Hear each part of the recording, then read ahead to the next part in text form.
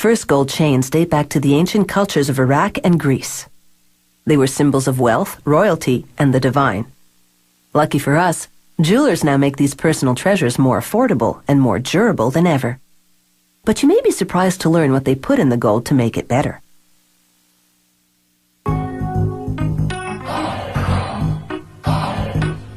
Pure gold is fairly soft and bright yellow, so it's common to create an alloy to strengthen it and alter its color.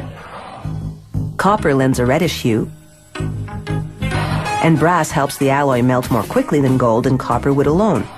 Depending on the ratio, adding these metals produces 14 or 18 karat gold. They melt the mix in a crucible at 1010 degrees Celsius. Just 3 of these scoops are enough to make about 5,000 14 karat gold chains.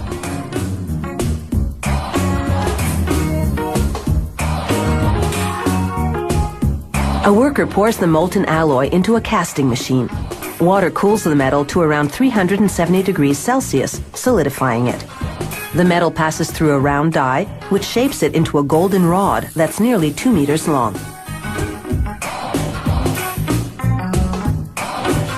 After cutting the rod in half, workers pass it through what's called a breakdown mill.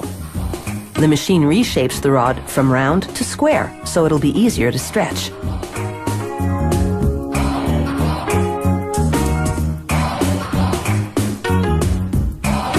Next stop, a tandem mill.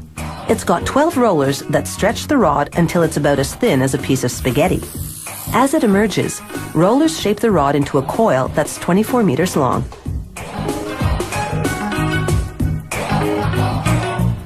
Workers soften the coiled metal in an oven. Then they uncoil and continue stretching what's now a wire by passing it through a die lined with industrial diamonds. To prevent overheating, the machine sprays lubricant to cool the wire while reducing it to the width of a human hair, its final size. The wire then winds into a nearly 2,800 meter long spool. Next, they unwind 32 of the spools and run the wires through another oven to soften them even more.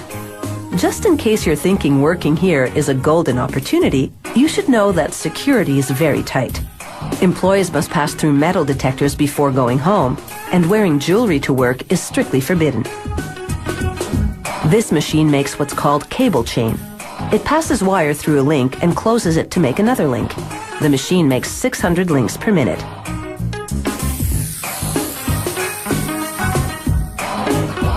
Here, a worker does a random quality check. This machine makes a chain in what's called a Venetian style.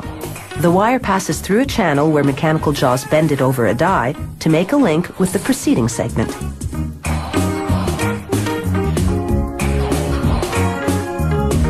To make what's called a spider style, this machine passes a wire through up to 5 loops before closing the link.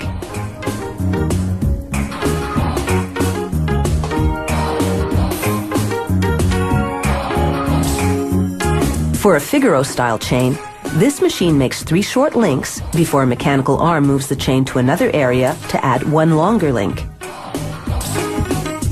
The arm then moves it back to add 3 more short links.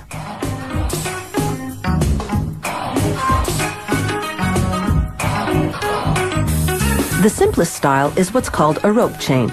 To make it, this machine threads a wire through as many as 2 loops, then closes it to make another loop.